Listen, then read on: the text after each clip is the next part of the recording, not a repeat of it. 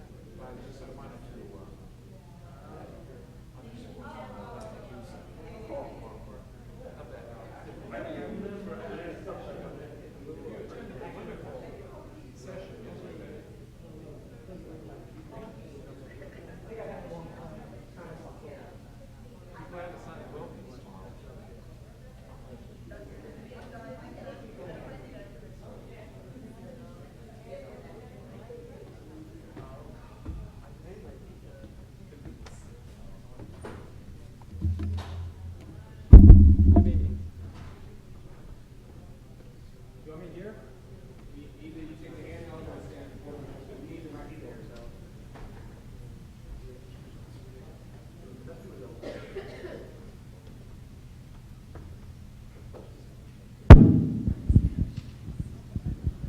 Are we good to get started? I know we're waiting for about 100 or 150 more people. I figure they'll just come in the next few minutes. So I feel a little bit bad about starting without them here, but I think we're going to go ahead and do that. Okay, so welcome to your last session of the Professional Development Day series today. And means you survived so far. That's good. And I'm hoping that this session is going to be really boring because you know it all. You're going to be walking out of here going, I knew all of that.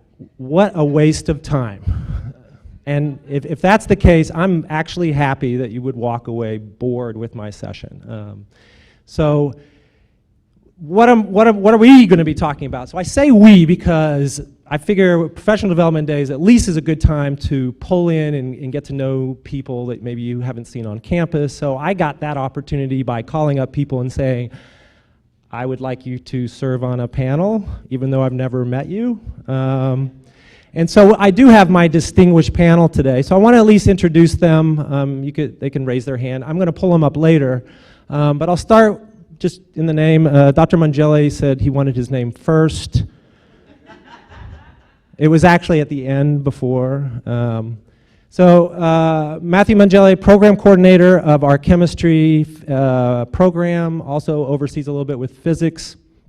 Has a lot of experience, I think, with advising, so that's why he's here. Jean Brown.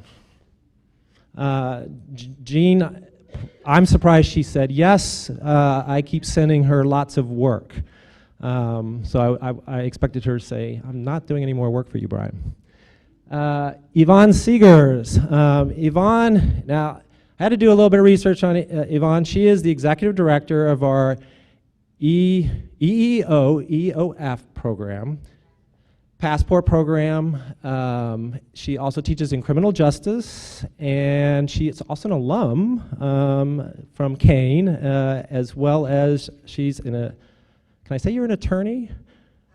Okay, so, but we won't hold that against you. Okay, so she's also going to give us a little bit of insight of some of the other programs that we have at our university, and I think that's a good insight to have in advising. And then finally we have Edward Kennedy. Dr. Kennedy is a lecturer in our School of General Studies. I tend to mix that name up a little bit. So I'm going to pull them up here about halfway through this presentation as a panel when we start talking about advising scenarios. And I'm going to kind of use them as a resource as we kind of go through these scenarios, okay?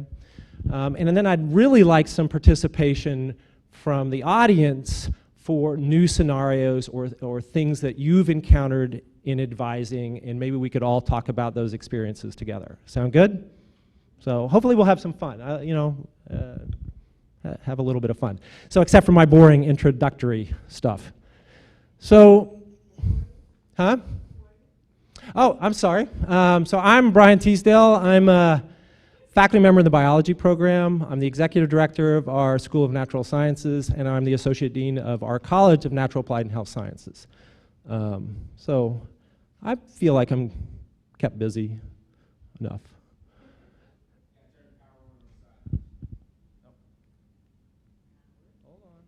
I've used these before. Oh, okay, so at least the title, Advising Roles and Responsibilities. So advising can mean lots of things, but my focus today is really academic advising. Now that's not to say we can't bring in other types of advising in our discussion, but at least a lot of what I'm talking about is how faculty members or administrators would deal with students for their academic advising and their program success. So this is really how I've broken down, at least my introductory information. What is the role of an academic advisor? what is the role of the student, and other areas to be considered. And I've tried to keep the number of slides minimal because I really think the interesting and where we can learn a lot is going through these scenarios or developing scenarios or experiences that we've had in the past. Okay, so what are the responsibilities of the academic advisor? Foremost is you need to be the expert, okay? The last thing we need is a student going in and explaining a program to a faculty member. And trust me, this can occur. You do need to educate yourself on all the programs in that you oversee. And so, my example in biology, we have Bachelor's of Science degree, Bachelor's of Arts degrees, we have a health professions option, we have clinical lab science, we have health information management.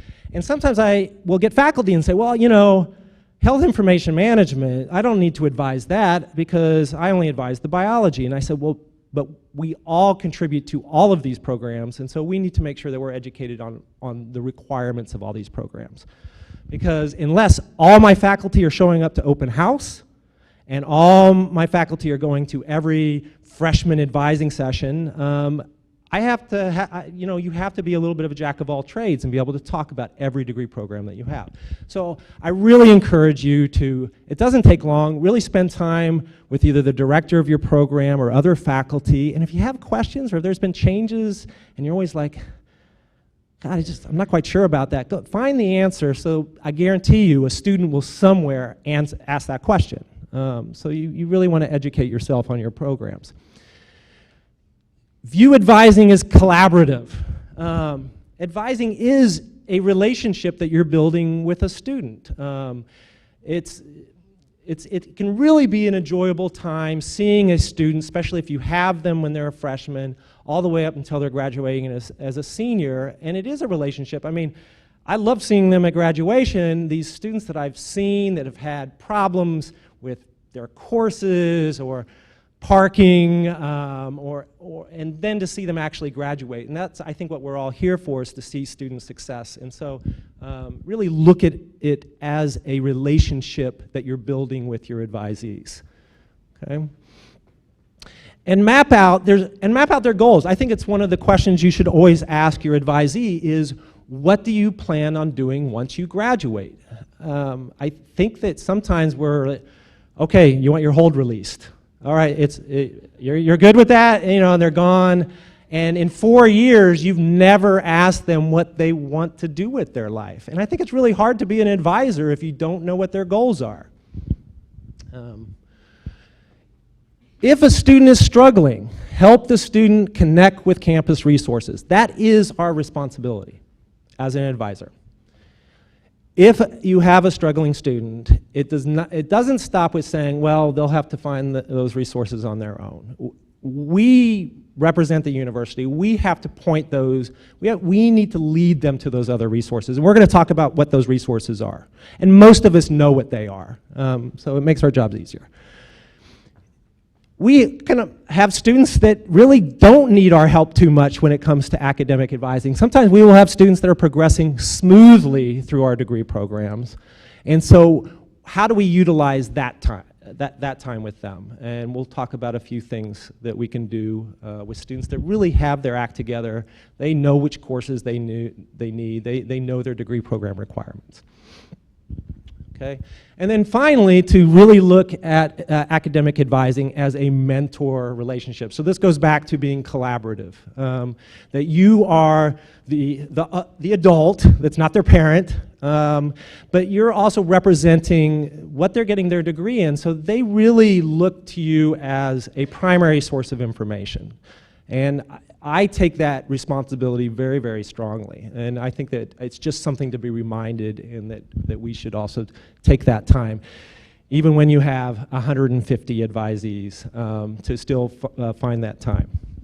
All right. Okay, so I'm just going to break those out a little bit. So be an expert in the degree programs. So what are some of the things that you should be doing with your advisee.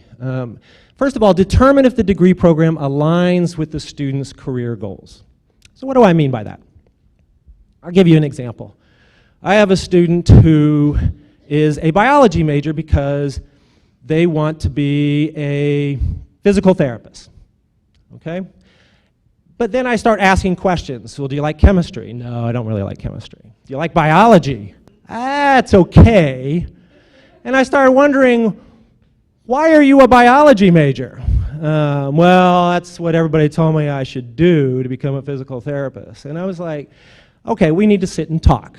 And that's sort of understanding and explaining to a student that there are other ways in other degree programs, and I see Paula back there, to become a occupational therapist or a physical therapist or a doctor or a veterinarian. And so that's a big thing to me. I was like, be very careful on how you choose your undergraduate degree, because you may change your mind, and then guess what? You're left with a degree that you didn't want in the first place. So choose an undergraduate degree that you're passionate about. So that's something you need to discuss with your advisee, is understanding their career goals and making sure their degree aligns with that. If a student is a transfer student, is the student choosing a major that maximizes their transfer credits? I know that doesn't sound right, but it's true. College education has gotten very expensive. And so, once again, I'm using our programs. There are degree programs that may be a better degree if I knew that student was starting as a freshman. But if they're starting as a junior, even though that degree may be the best choice for education, it's not the best choice for maximizing their coursework that they've already taken. I don't know if that quite makes sense, okay? But we have a degree, or a biology health professions degree, that is very specific. There's no choices. There's very few free electives, and so it's a very fixed degree. And a transfer student coming in is going to have a large problem if they really didn't know they were coming to Kane and wanted to come into that degree. And so it's the old story, is I don't like to see students waste a lot of money. And so sometimes putting them into a degree that works and will get them to their career goal, even though it's not the optimal degree, may actually be the best choice. Okay? You could argue that with me, we can do that later. But I don't want to see a student losing a year of coursework. That's just too much money. Okay? There's always a way that we can get them to where they need to be without losing that much. Show the student how to read their degree audit. This is important. You know, I go through it, especially the credit areas and the GPA, understanding how they can calculate their GPA, understanding what it means by institutional credit as opposed to cumulative credit, understanding when it says I only have 6 credits left, but they still have not fulfilled 9 of their requirements, that doesn't mean they just have 6 credits left to take. So it's really educating the students on what that program evaluation means. So once again, take the time to go through that with them. And finally, does the student have a 4-year plan? We're all pretty much required now to have that 4-year plan for each degree, but I still see students who say, I was never given a 4-year plan. You know, especially our freshmen.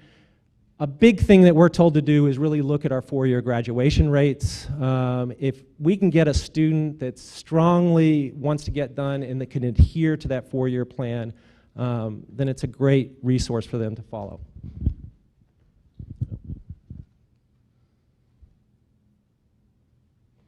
Collaborative. When advising is a collaborative activity to help the students develop an academic plan. So once again, how do we build a collaborative relationship with a student? Ask a lot of questions initially. That's going to build that relationship. Now I've put in parentheses because like some of you, your program may be very large and you may have a lot of advisees. Our faculty in biology have about 120 advisees per faculty member. When it comes to midterm releasing hold time, I mean, you're not spending an hour with each one of those students. And so encourage those students to come earlier, come again during the semester to have more of a casual relationship about their goals.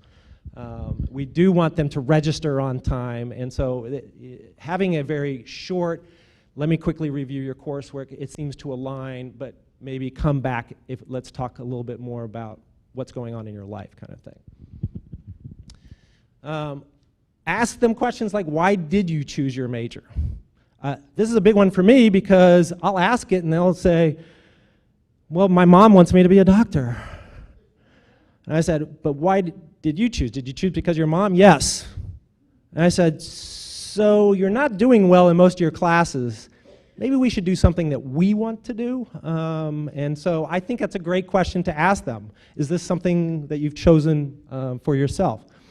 Once again, the career goal, do you find any subjects challenging? I think is a great question. You know, the last thing I like to see is a student who's a senior who's failed Math 1000 3 times and didn't identify or didn't have that discussion earlier. And then Jean and I have a lot more work to do. And so I think that should be an early discussion. Courses that they find challenging, what are the resources to help them get through those areas? I keep on looking for this and I do know where it's at. Okay. As an academic advisor, you are expected to approve the student's academic program of study, provide accurate and consistent information. Consistent information. Once again, this is why it's really good in programs to have at least a meeting every year reviewing updates to your programs, changes to your programs in the curriculum, new courses, so that everybody is consistent in the message that they give to their advisees in your program. Clarify program requirements, policies and procedures, uphold the academic standards of the institution. If we get a chance in one of the scenarios, I think this is a big one, upholding the academic standards. I had an example, I've already forgotten it. It'll come before the end of the session, in which oh, no, here it is. I'm throwing out a scenario already. I had a student about a week ago, and they have fulfilled all their requirements but one for their degree. And that one last requirement, they were going to finish this summer here at Kane, and the course got canceled because of low enrollment. So the student emailed me and said, well, can I fulfill this requirement at my nearby two-year college, even though this is a biology major? And their last requirement was an upper-level major elective. And they said, even though it's not a biology course, and it's a sophomore level course. So I said, I didn't discount it right away. I said, send me the syllabus, let me look at it. Already in my mind, I had already said no. And the reason is you have to, as an executive director, that is a decision that I can help interpret and help make. But I have to go back to the integrity of the degree. And the integrity of the degree, which was decided upon faculty and has gone through curricular oversight, basically puts a minimum requirement or a required number of credits for that degree in that degree area. So I told the student no after reviewing the syllabus, because I said the course that you're proposing is not a biology course. It's not an upper level, junior, senior level quality course. And so I can't approve that. And so the student's like, ah. But I said it comes back to the academic standards. So what I did was I looked on nearby four-year universities. I found a course at Montclair online that fulfilled all the requirements. It was a biology upper-level course.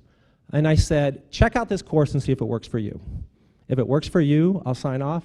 You can finish this summer. In special cases like that, it's worth putting in the extra time for this student and finding them a resolution, because the last thing we want them to do is come back in the fall for one course. Okay, so there always seems to be a solution. You just have to help the student find that solution. Okay. I put in yellow down here, all advisors should have a copy of the current undergraduate catalog handy for many of these areas. I still believe this because I believe that, and I'm hoping the provost's office would confirm this, is the undergraduate catalog for the year a student comes in is the contract that the student has with the university, including most of the policies, the course work requirements, the degree requirements. And so that's something I tell students during one of their first advising sessions is, look, take that PDF and save it somewhere, okay? Because you can always refer to that. They can change your degree all they want, but your contract with the university is the year that you came and declared that degree, okay? Now, if you change your major, that gets upgraded to the catalog the year that you change your major. But I keep the catalogs in my office, and I refer to these, and that's sort of my Bible for how I interpret policies. And so we don't print them anymore, but guess what? You can get them printed. You know, I'm still the old school. I like to page through and mark it up. So I go to the print center, and we print out 4 for our coordinator, so they have those by them, so they don't have to just always search for the PDF. I think it's worth that initial printing there. All right. Where are we at on time here? Okay, good. Okay. Struggling. I had mentioned struggling student. If a student is struggling, help the student connect with campus resources. So I've listed campus resources that we have here at Kane. The Office of Student Success and Retention Services. Jean Brown is a part of that office. So if you want to know what they do after our talk, please reach out to her or email her. We have a writing center in the Center of Academic Success. We have tutoring and a learning office. And I point students to a GPA calculator. I found a really good one. It's not a Kane website, but that's okay as long as it works. And so, we do have one on Kane. I don't like it as much, but I like the one I have. But I'm a big user-friendly guy. That's okay. But I think it's good for students to really empower them to be able to calculate a what-if scenario, okay? I want to raise my GPA 0.5. Okay, you can do that. They have the information to do that. And they'll say, well, Dr. Teasdale, you do it for me. And I say, no, because you can do this. And I show them how, but they can do this. They can do this, okay?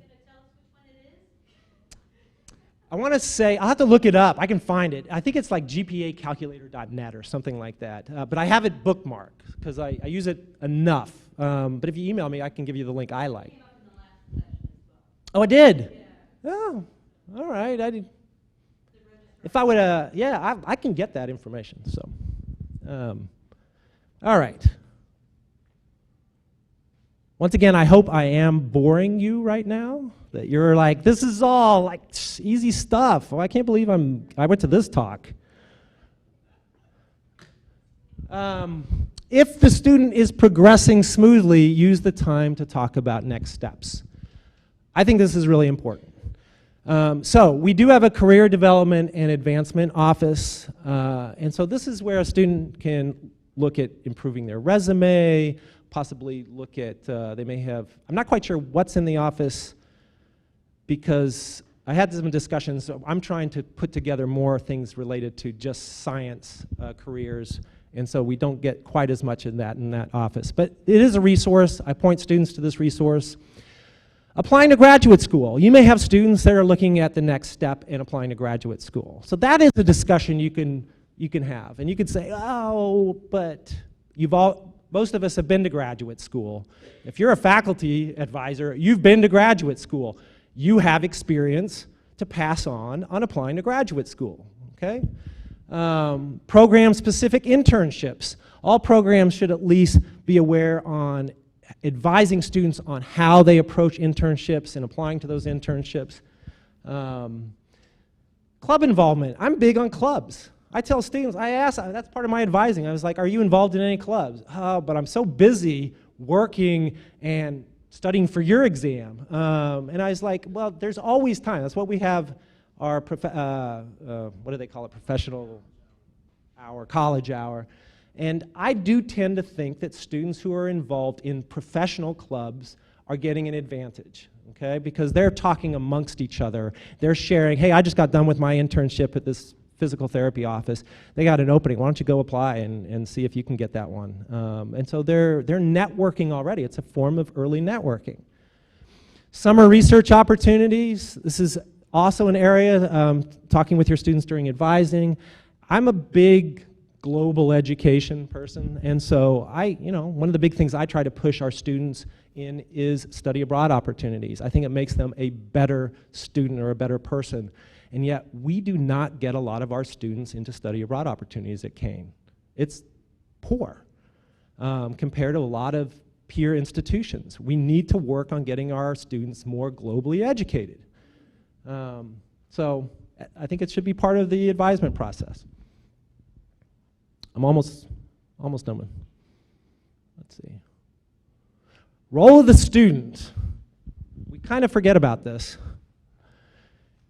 A key tenet of academic advising is that the student is responsible for his or her own decisions. I think this is very important. In the end, the student is responsible on whether they know what their requirements are and that they fulfill those requirements. It is not my job. My job is in an advisory area, okay? But these are still adults. Parents may disagree. I'm sure there may even be some administrators out there that disagree. I'm not one of those. I'm very big on you need to grow up, be mature, and responsible for your own actions. And in the end, the students are responsible for knowing what their GPA requirement is, what courses they need to fulfill their degree, and to utilize the resources available to them, including me.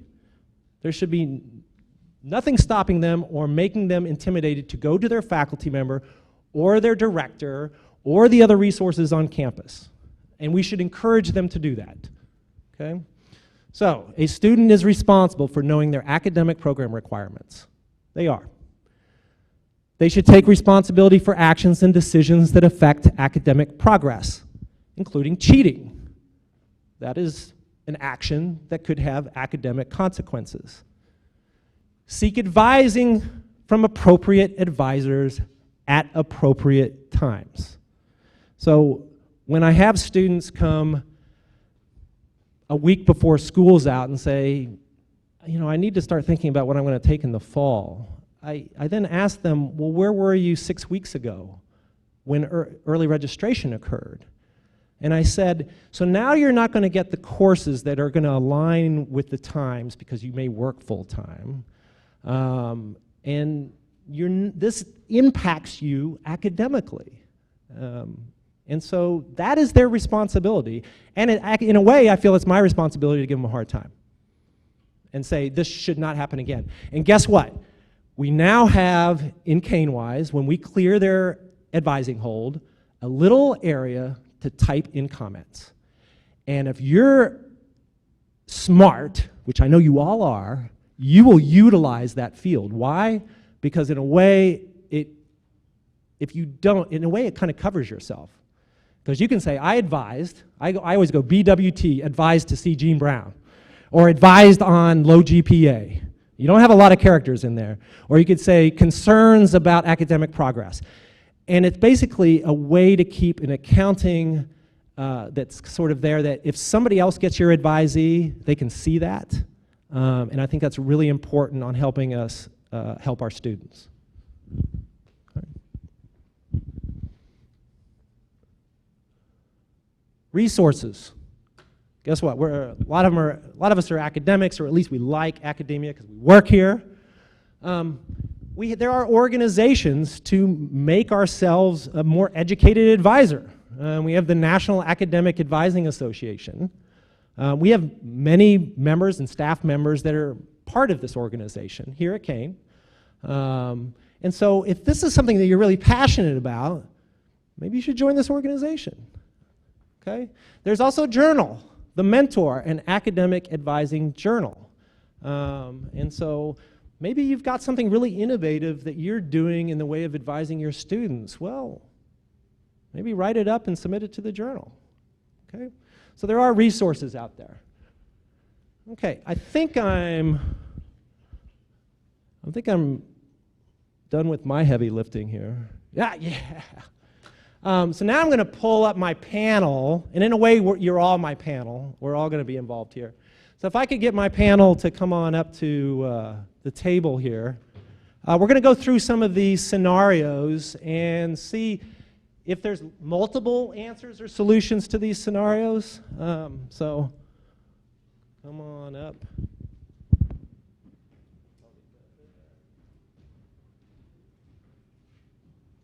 Oh yeah, actually let me do this. Check to make sure your mics are on. No, this one is on. Before we get started on the scenarios, I did promise Yvonne, especially since I didn't know what her office does, is to let her talk briefly about what her program does here at Camden. Hello. Good afternoon. I'm Yvonne Seegers, and I'm the director of EEO-EOF program. Does anybody not know what it is? Everybody knows what it is? Yes? Then I was the only dumb one. Well, okay. Well, if you're familiar, then I won't give you a whole lot of background, but for those of you who aren't, EEO stands for Exceptional Educational Opportunities Program. EOF is the Educational Opportunities Fund, and we fund students who are from economically or economic and or academically disadvantaged communities or students, and we give financial support, which is not a whole lot, but we also give academic support.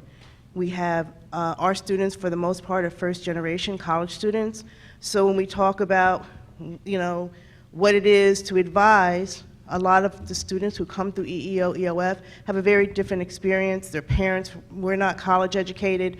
They may not understand all the demands and the expectations that come with a college education. And they, in many instances, are not even equipped to assist and advise their children on what to take and how or what majors they may want to have. So our population tends to need a lot of support when it comes to academic advisement.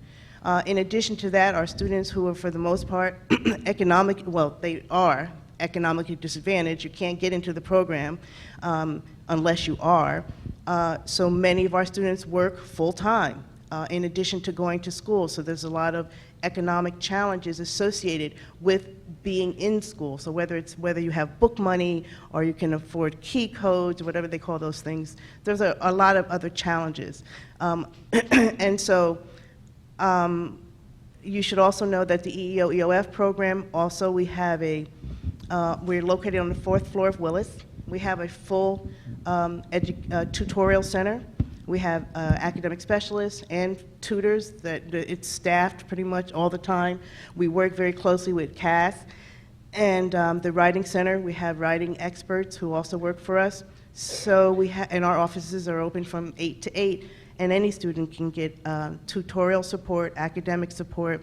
In addition to that, all of our students are assigned counselors. We have 6 counselors in our office because our students really do have a lot of challenges across the board. We advise them on personal and social issues in addition to academic advisement. So whether we're talking about a student who may traditionally take a 15-credit course, we may only advise 12. And so that really does affect maybe how they persist through college. So there's a lot of issues that affect how we advise. And for our students, and we have currently about close to 800 students in the EEO program, and another 230 or so in Passport. Our students, in addition to the academic hold that is placed on them as the regular population, there's also an EEO hold. So our students have to get an academic advisement hold lifted and or an EEO hold, because in addition to the hold that the academic counselor may advise, or faculty member, we would also look at their schedule and say, you can't take 15 credits, or this is just not a good idea for this particular student, or the sequence of courses. So there's a lot more that we add to it. We have, so I think that I'll just stop there because most of you, I didn't see any hands go up that said yes. I do have a question. Yes. The students often ask, my advisors will ask me about financial aid. Yes. If I know nothing. Yes.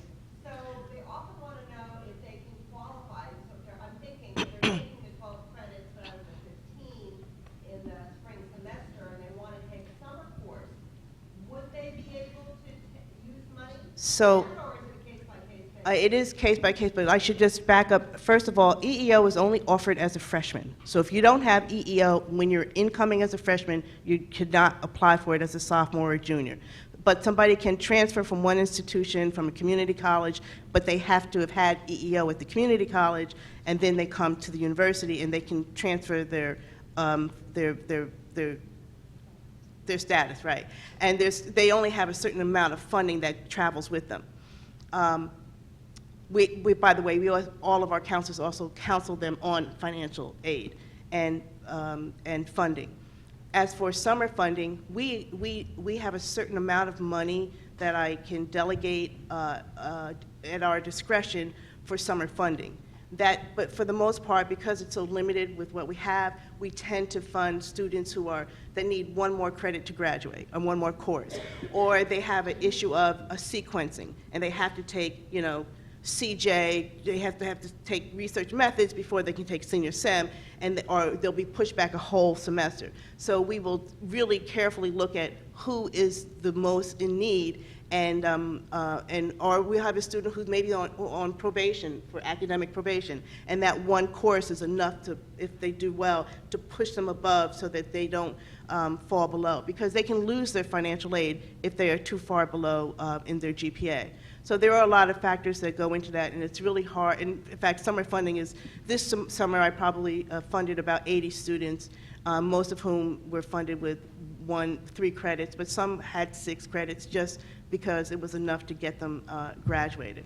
So it is case by case, but it's really important. Yes? Question.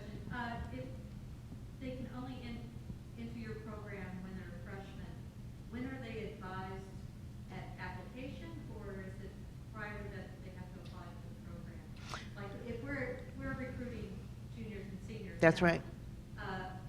Would they have been advised through their counselor? Usually they're in their high schools. Most of our high school counselors, know to advise them about that. It's on in our website. And just so that you know, we're talking about, for instance, a family of 4 has to make less than like $40,000. So usually they're looking for funding anyway. But if a student comes upon us who goes through regular admissions, we will advise them that funding is available. But remember, so we have economic need and also academic need. This program is a bridge program.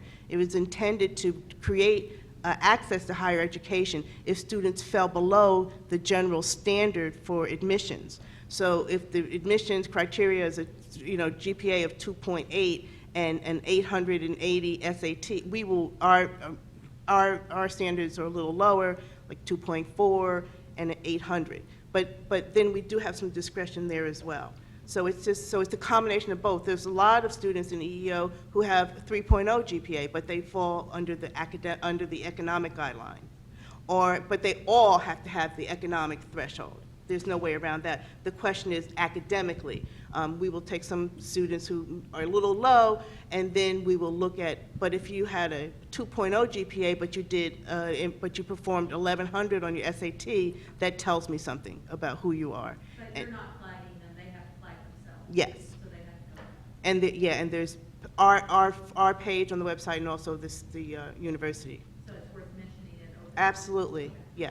And one thing I would mention is, because these are students that may have some different constraints or some different backgrounds, is that there has been occasion. So I'll give you an example. Is I had a student in my office, and I told him, this is the coursework I want you to take. And they said, but my advisor from EEO told me not to do that. And so what I encourage in that situation is to reach out to the EEO, have a dialogue and a discussion, and either, sometimes I've had the counselors in EEO go, okay, I understand where you're coming here, and I think we can come to something that works for the student as well for the program. But I think you have to have that dialogue rather than just say, don't listen to the EEO, listen to me, I'm your academic advisor, is because we don't always know all the background of what's going on. And so once again, it's all communication. I think is very, very important, and to understand that we do have these students here and that we may need to take that extra step in an extra phone call. Great. Okay, so we're going to, thanks Ivana, appreciate that. So I'm going to move into our first scenario. So I'm going to go ahead and read it, and then we can just kind of talk about it a little bit of some possible things that we would do. So Karen, a first semester freshman, has decided to take a semester off to save money. She wants to live at home in Connecticut for the spring semester, where she has a part-time job waiting for her. She hopes to take a course at the local community college there, Math 144, Mathematical Thinking, and she wants to know if this will transfer back to Kane. She also wants to return to Kane the following fall and wants to know if this is okay. So as an advisor, and I'll just throw this out to the panel, what are some questions as an advisor would you start to ask in this situation? Yep. Have you looked for any part-time jobs on campus? There are quite a few. Part of the reason she wants to go is for a part-time job in Connecticut. A lot of the students aren't aware of part-time job opportunities on campus. I know quite a few of my students work part-time on campus in the School of General Studies or all the other opportunities they have. So first I would ask her whether she's aware of that or not.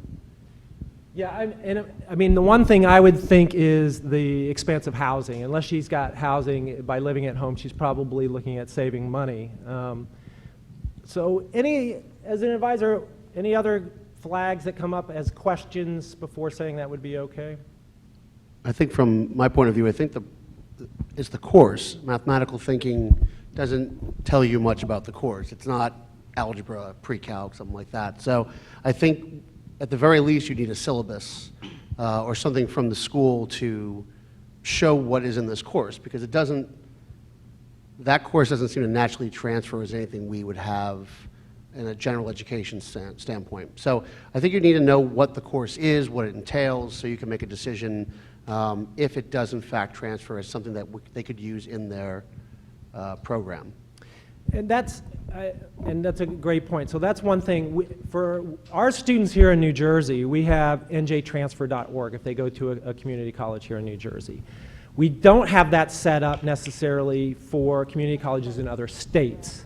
And so that will be something that needs to get approved. And so if it is approved, they would fill out a coursework outside the university. So that would need to be done. So there are steps for this student, if it did get approved, that they would need to go through, and they would need to be explained that by their advisor. And so I think that's an important aspect.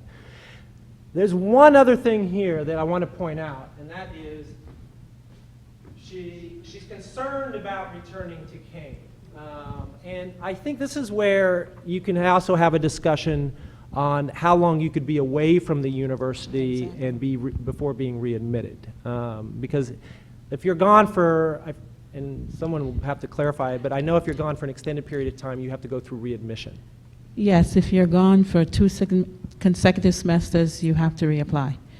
So in this case, if she misses that fall, she has to reapply for the spring. Any other questions from the audience? Yeah. For that 2 consecutive semesters, does summer count as a semester? No. No, okay. Yep. If she's trying to save money, she's paying out-of-state tuition here, is that significantly more than in-state? Well, that would be a question. I mean, we don't know exactly what type of financial package she has, so that could be a part of the advising inquiry, that she is out of state, maybe it's not going to be a savings by going at home. So that would be definitely another question I would ask. I didn't even think of that one, see? Question. Oh, yep.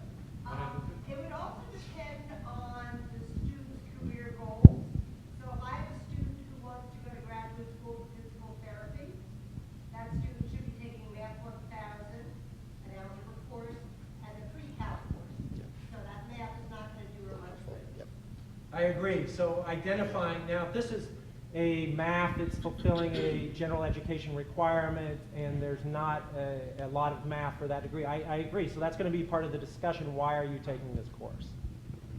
Yeah. To me, the biggest issue is it seems she can't afford college at all. She's in danger of ever returning to college, and maybe she needs more than just advice on that. So this could, yeah, that's going to be a tough one unless they identify financial struggles.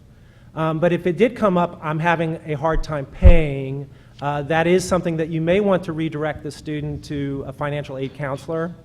Maybe something has changed during their time at Kane where they need to revisit their financial sort of picture of where they're at. I agree. Yeah, very good.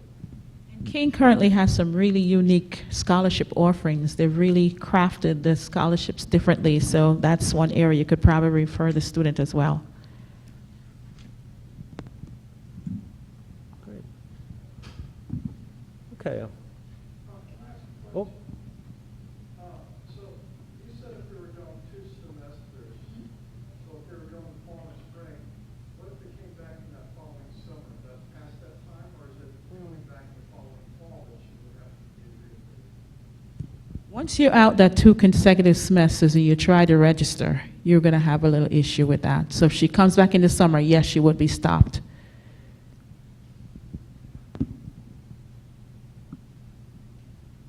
I already did this earlier, so I'm skipping. All right, it's a lot of text. That's all right. So Robert is a second semester freshman. He took Chem 1083 the first semester of his freshman year, and it was tough. He pulled through with a D, but he knows he can do better. So in the fall, you recommend that he consider retaking the course in the spring to pull up his GPA, especially considering that he wants to go to medical school. So now, in the spring, Robert is retaking Chem 1083 and is pretty certain he'll earn an F. He is shocked that he's doing so poorly and is still committed to one day going to medical school. He knows there is a limit on grade replacements, so wants to know his options. Do you have a camera in my office? Is that where this comes from? So what are some of the red flags here? This is a tough one because this happens a lot. Part of the problem is you want them to not have, whether or not they go to med school, you don't want that F dragging them on their guide sheet.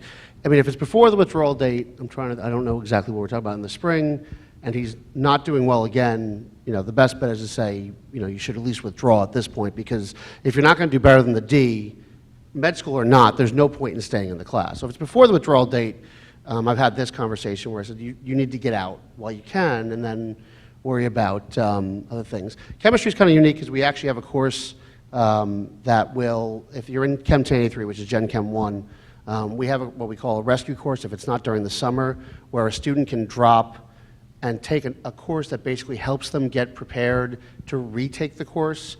And also our biggest issue was we had students say, I can't drop.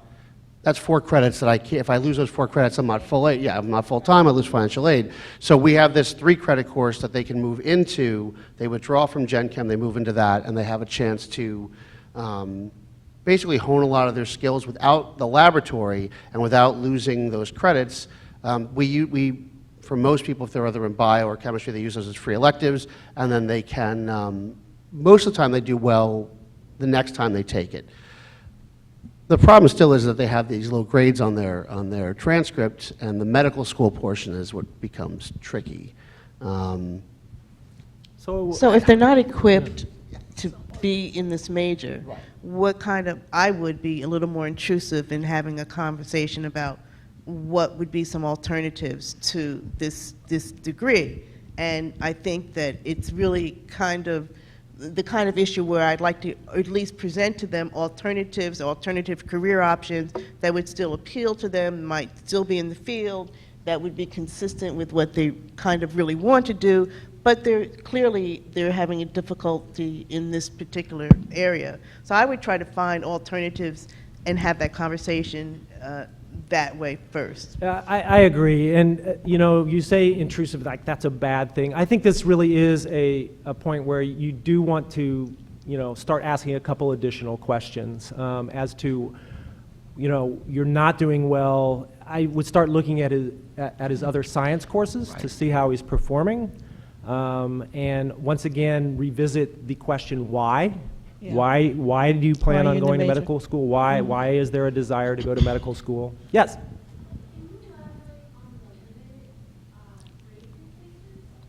Sure.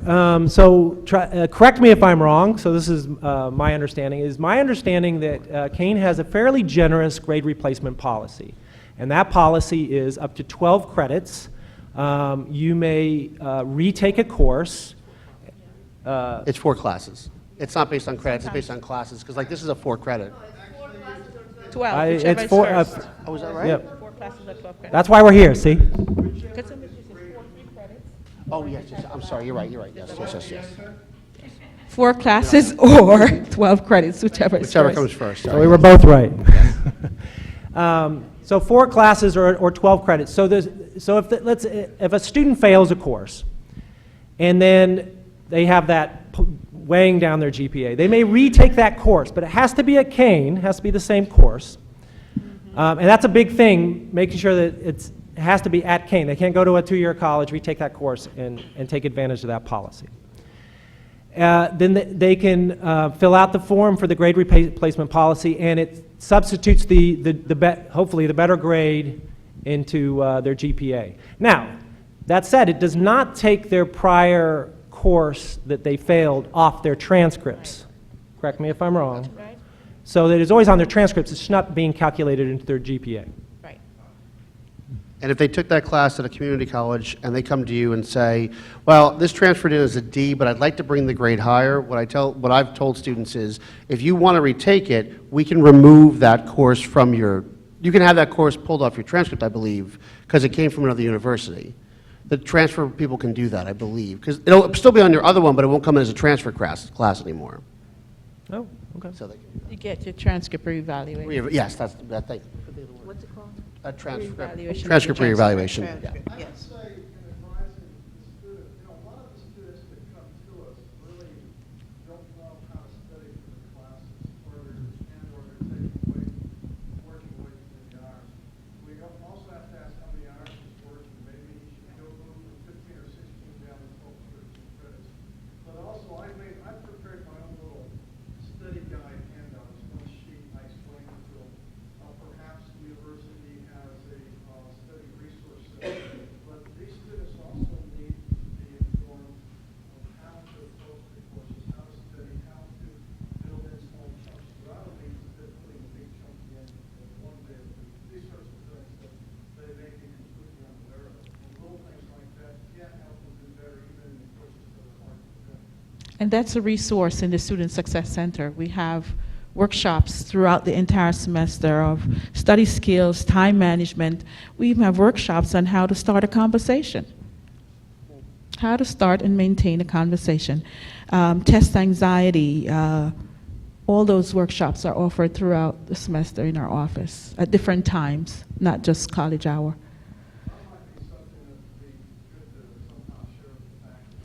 This year, when we reach out to the faculty, I'm going to make sure there's a link there and an attachment to remind the faculty that these workshops are being offered. Just to piggyback off that a little bit, you know, particularly because the student's a freshman, you want to make sure he's aware of tutoring services and all the services that are there, because a lot of it comes through ignorance and not knowing what to do, and all the services available to kind of help that student get through. And possibly can salvage, you know, bring the F up a little bit if it's still the middle of the semester, if he or she has not taken advantage of any of these services. Well, I know most of you don't have the time to sit with the student, so if this student comes to my office, this will be time to have the let's get to know you game. And that's when an assessment is done to find out what's really going on with the student. Now, you may want to be in medical school because your parents said, but let's get to know you. What is it about you? And there are a number of resources that we'd go through with the student to see where their strengths lie, and then redo the whole picture for them so they have a clearer picture of where they're going. how to even have the conversation with their parents when they get home to tell them they changed their major. We have the luxury of doing even that. Who's next? I was going to add in one thing. Sometimes when I see a student who's doing well, like a course like this, and maybe they've done poorly like twice in a row, I ask the question what time of day they're taking the course, because some students don't think of that, like when they sign up, that like maybe they're just not a morning person and they keep taking it in the morning and then they don't do well, but like they do better in their afternoon courses. So, you know, I have a lot of students, I feel like they're programmed into like from high school, like, oh, I'm supposed to take classes during the day, not at night, but they don't realize like at night they're more alert or something and they don't really think of that. So Yes, see, I actually never thought about asking a student whether they perform better in the morning or at night. So, you know, I might actually ask that. I actually advise a student who's they're taking a strength fitness class in the morning before, which we swap the classes, because actually after you've had a chance to get all your little brain chemistry and your endorphins and all that good stuff, serotonin levels, you actually do better, at least the research says, that you retain better once after that kind of activity. So, you know, he's taking his strength courses in the morning, followed by math, which he struggled with, though. I just want to say one other thing which is not related. Our program, EOF program, we don't buy books because we don't have book funding, but as professors, and I've taught also, you probably have noticed a student who doesn't have a book or who sits around without a book or shares books. We do supply the books that professors use in our library. So so I'm asking, one, if you have books that you want to donate to my library, please do. But also, if a student doesn't have textbooks, and quite often they're embarrassed or they don't have money and they don't really, let you know that, but it's kind of obvious when students aren't using a textbook. Also, they believe that, oh, gee, the professor will never break the book out. The professors might order a book and then they don't really use the textbook, so they think they can kind of get by without it. But we do, staff our bookshelf with as common books as we can. Yep, Dave. I have a question, clarification on the grade recalculation. One, it's not automatic. The student has to select it. Sometimes they think the university will just take it out of their average when they retake the class. Secondly, if they take the class a second time and get a worse grade or the same grade, they both stay in the average. They have to take it a third time to raise it. And the third thing is it doesn't apply to graduate courses. Huh. I didn't know that. Dave, you just reminded me of something regarding transfer students. When students transfer from a community college, they'll have their associates in criminal justice.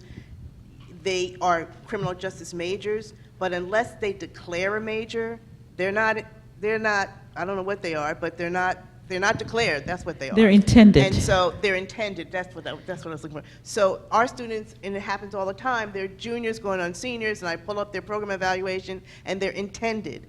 And they said, well, when I came here, I told them I had my degree in criminal justice, and they don't know. So I would ask that faculty advisors please look to see if they're intended or declared, because it makes a big difference. Now, usually they find out because they can't take something it's out of sequence, and all of a sudden they realize that, ooh, I can't take this. But that might push them back a whole full semester where they thought they could take I've got 3 more classes to take, and they can't take them because they're out of sequence. They can only take 1 in a semester, like, Chem 1, Chem 2, or 1, whatever, and then they're pushed up against the wall. So I would just ask people to really pay attention to whether they're intended or declared, and to give themselves the opportunity to declare, and they're not automatically into a major just because they transferred here. And also, depending on their GPA, they may not be able to declare. That's what determines the declaration. That's right. So they might be a little bit too low, but if they come in and they've had a good semester, I say declare while you can, because if you may fall down a little, then you're late. But once you're in the major, they can't throw you out, at least not in the back. too low. I'm new as the ASL coordinator Mhm. under the department. So does this apply for the minor that I advised to replacement of grade and all that? Well, I think it's for, as long as it's an undergraduate class, course, as long as it's it a should course that's apply. taken here, yes. Yeah. Yes. I wanted to add one more thing to this too, really quick, that sometimes we don't think about, and just because it's this course. Chem 1083 is, there's 11 sections of it every semester. It's taught by 7 different, usually adjuncts. And I do ask the students when they retake a course, did you take the same professor again? And they'll say, oh yeah, it's the same time, it's the same, because the professors don't usually change times. And I said, well, why didn't you do well the first time? And they'll tell me, well, you know, I didn't like the way they taught or this. And I said, well, why don't you try a different professor? I said, well, I don't, you know, I'll hear, well, this professor teaches with PowerPoint. I don't do well with PowerPoint. I said, well, there are other professors that don't teach with PowerPoint. Oh, so I try to start that dialogue as well, that maybe, you know, doing the same thing over and over again is not going to do, you're not going to do better. You need to think about that. And I said, you can always come and talk to the departments and say, look, I'm not saying this professor's bad, but, you know, I took this professor last semester, I didn't do well. Could you let me know maybe if there's other sections that are not being taught by this professor? And I could say, well, you know, avoid these 2 sections, the other ones are all different professors, and sometimes that makes a difference as well. It's not that you're calling out a professor, but sometimes there's just not a good match. So that's another thing that I might think of. So we're out of time, and we're not near done, which is a great thing. So I'll tell you what, if you don't mind hanging out for another 5 minutes, I'll put one more scenario up there, but I also wanted to at least thank my panel here for taking the time out today to join us. But really to thank you for coming as well.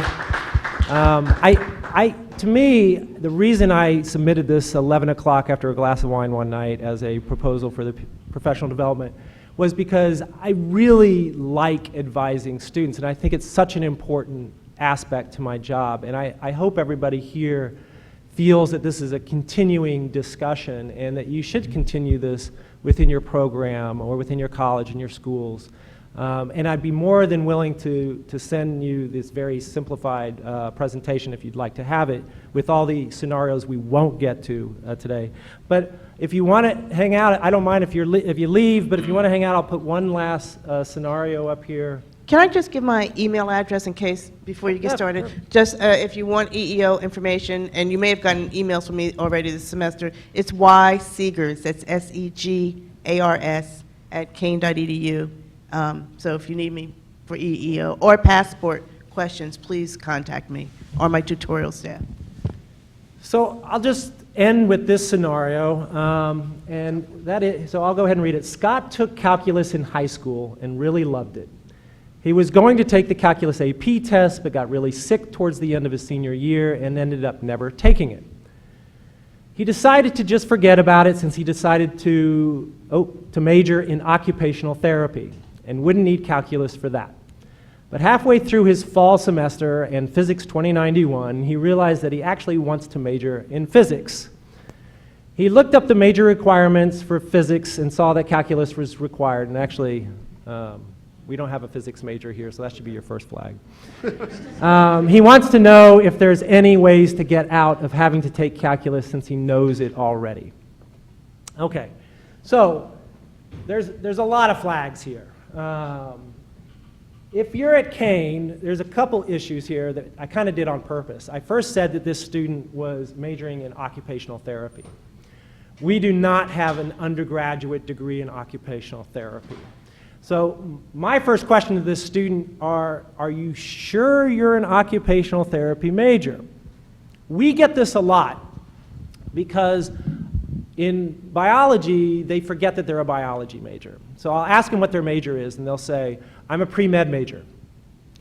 I am a physical therapy major. I'm an occupational therapy major. I'm a physician assistant major. And then we need to have a discussion, because it's very important that they understand the degree that they're working towards.